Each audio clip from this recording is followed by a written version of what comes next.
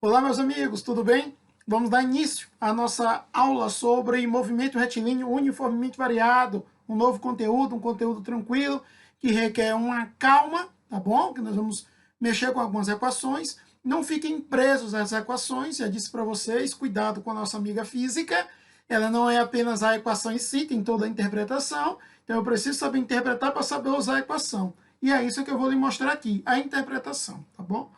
Então, quando a gente for falar de movimento retilíneo uniformemente variado, eu preciso que meus amigos, vamos aqui, está aqui, movimento retilíneo uniformemente variado, eu preciso que meus amigos lembrem que velocidade ela é uma grandeza vetorial. Por mais que você, quando for responder as questões agora de início, ele vai falar sobre velocidade e escalar média, como você viu no movimento sobre retilíneo uniforme. Mas é importante que você saiba que velocidade é um vetor. E por ser um vetor, meus amigos têm que saber que essa grandeza aqui vetorial, que é a velocidade, né? Por ser vetor, ela tem que conter uma direção, tem que conter um sentido e tem que ter um módulo, que é o valor numérico e a unidade. É importante que você tenha esse conhecimento, tá bom? Então, é importante também que você associe sempre isso aqui. A direção, ela é horizontal, vertical, inclinada, sentido, esquerda-direita, direita-esquerda, e o módulo é o valor numérico. Em física, o sentido está associado muito com o sinal, é importante saber isso, tá bom? E a direção, ele está associado também com o fato de ser retilíneo ou curvilíneo. É importante que você tenha isso na sua mente. Então, o que você tem que saber é que quando o movimento for retilíneo, a direção não muda, ela não muda. Na curvilíneo, ela muda. Vou botar um não e um sim, tá bom? É importante que você memorize esses detalhes. E o módulo está associado com o uniforme e com o uniformemente variado. O que eu quero dizer com isso? Que no uniforme não muda o módulo. Não. No uniformemente variado, muda o módulo. Então, esses detalhes são fundamentais para a compreensão do nosso início aí. Por quê? Porque observe que no meu título eu tenho um movimento retilíneo. Então, o Rzinho é para te mostrar que a direção não muda. É importante que você lembre isso. A direção do vetor velocidade. A direção não muda. Quando você encontrar, não muda. Quando você encontrar o termozinho, como você está vendo aqui, meus amigos, que é o termo de uniformemente variado, o V, ele quer que você entenda que o módulo muda. O módulo de quem? O módulo do vetor velocidade. Mas muda como? Muda uniformemente. Como assim, professor? Por exemplo, se você tem em um determinado instante a velocidade de 10 metros por segundo, consequentemente passa a ser 20, 30, você está observando que está aumentando de 10 em 10? Então, é uma alteração constante. Por isso o termo uniformemente variado. Tá bom? Então, vamos aqui. Essa primeira parte é fundamental. Então, veja que para se falar de movimento retilíneo uniformemente variado, precisamos ter uma noção sobre a nossa aceleração. Veja, eu tenho dois tipos de aceleração. Eu tenho uma aceleração que está associada com a direção e eu tenho outra aceleração que está associada com o módulo. A aceleração que está associada com a direção, nós chamamos ela de aceleração centrípeta. Nós estudamos ela com mais detalhe no movimento circular. E a que está associada com o módulo, nós chamamos ela de aceleração linear ou então aceleração escalar. Tá bom? É interessante que você tenha esse conhecimento, tá bom? Então, veja aí, aceleração, temos essas duas maneiras, direção e módulo. Veja, nós também já discutimos. Para que se tenha essa direção, você tem que observar se ela é reta ou se é curva, tá bom? Então, como você está estudando movimento retilíneo uniformemente variado, você não vai ter essa aceleração associada à direção, já que a direção é constante. Por quê? Porque é uma reta. Como é uniformemente variado, aí eu vou ter uma variação no módulo.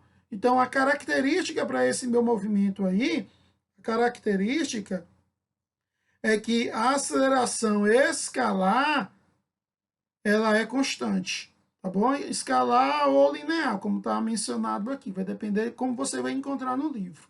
E como você já viu, essa aceleração, ela é calculada como variação da velocidade pela variação do tempo, tá bom?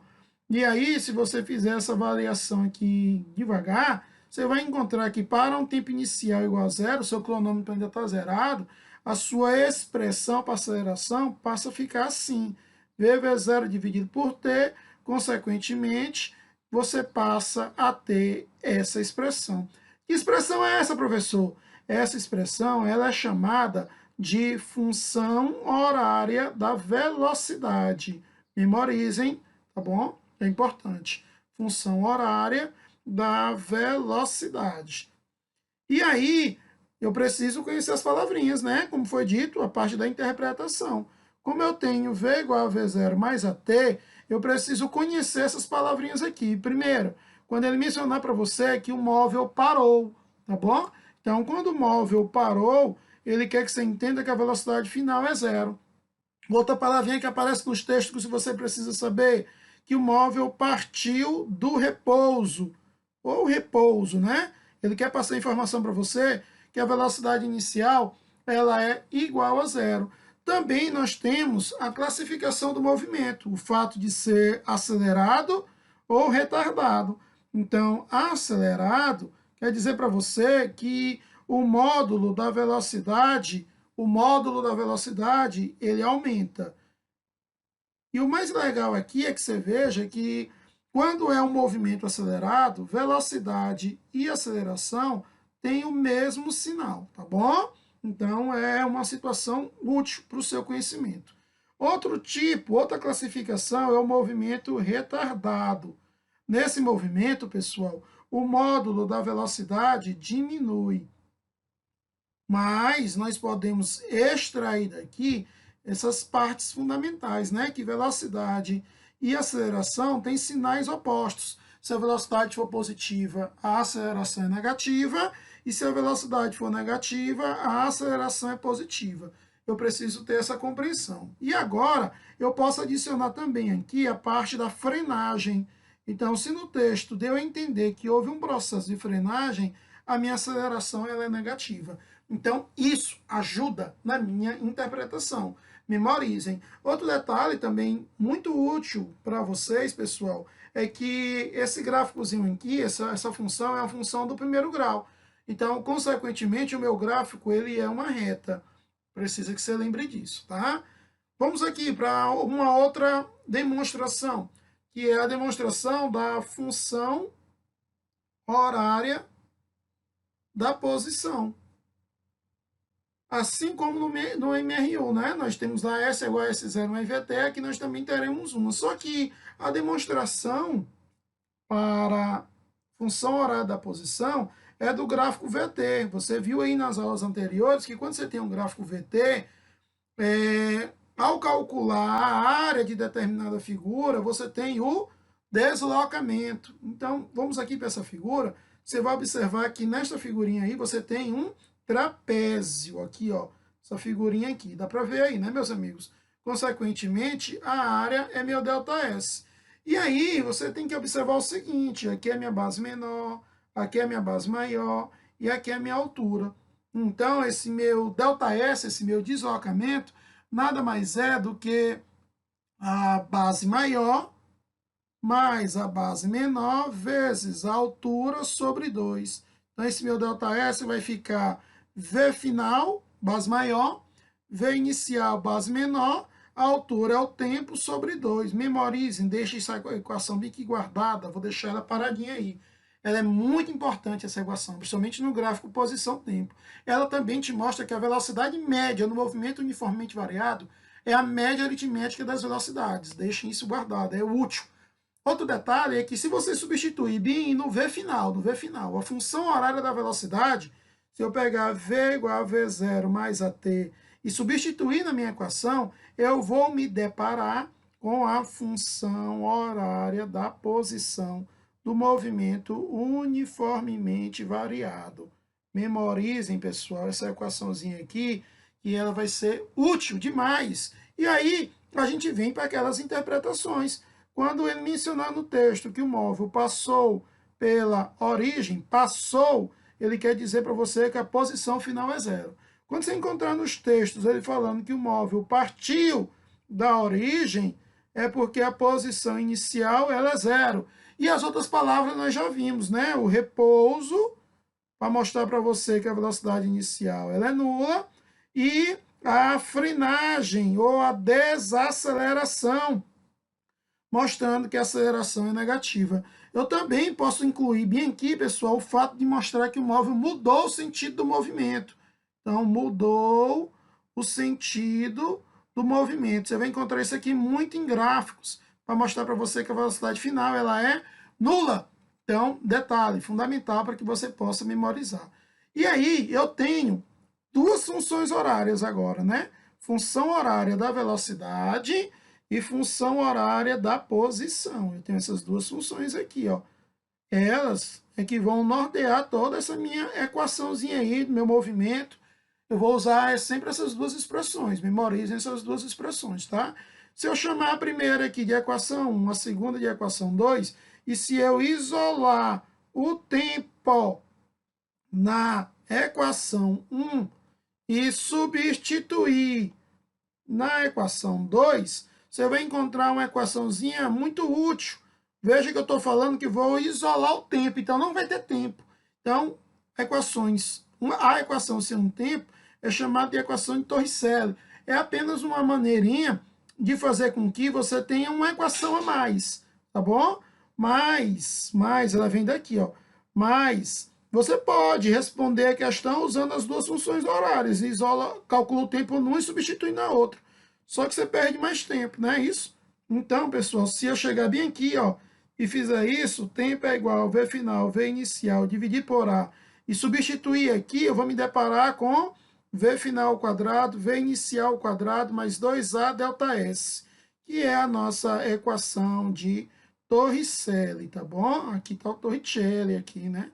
É muito útil essa equação para situações em que não tem o tempo, tá bom? Então, até agora nós falamos sobre os movimentos acelerado, retardado, função horária da velocidade, da posição e a equação de Torricelli, tá bom? Isso é movimento uniformemente variado. Lembrem-se, a característica para esse movimento é que a aceleração linear ela é constante, tá bom?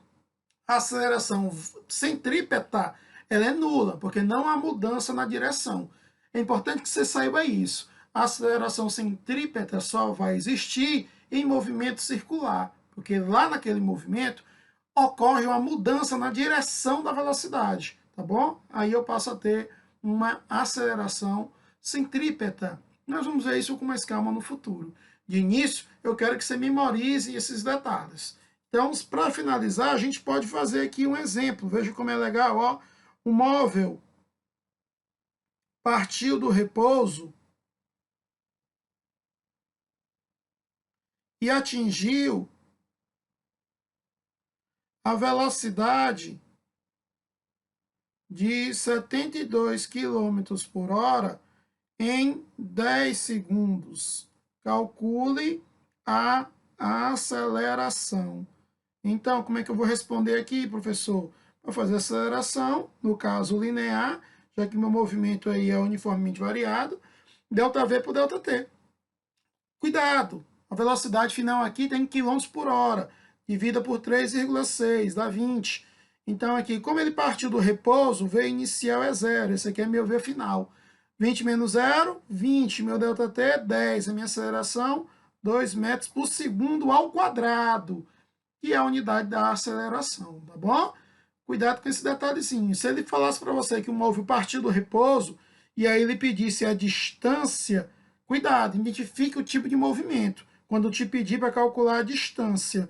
Porque agora tu tem duas equações, D igual a VT, e tu tem D igual a V0T mais AT ao quadrado sobre 2. O que distingue uma da outra? Essa primeira é MRU, essa segunda é MRUV. Então, tu tem que ler a questão e observar se aparecem esses textos aqui, né? Essas características. Velocidade constante e aceleração constante. Se for velocidade constante, d igual a vt, aceleração constante, d igual a v0t mais at ao quadrado sobre 2. Cuidado com esses detalhes. Se você for muito afoito, lembrar só de fórmula, você vai acabar errando a questão. Não é a intenção que eu quero que aconteça. Por isso que eu estou lhe falando passo a passo, devagarzinho, que você veja aí as palavras que aparecem no texto, tem esse poder de interpretação. Caso contrário, meus amigos podem correr o risco de errar uma questão. Não é isso que nós queremos, tá bom? Então, meus amigos, é isso. Um forte abraço para vocês. Tudo de bom. Até logo.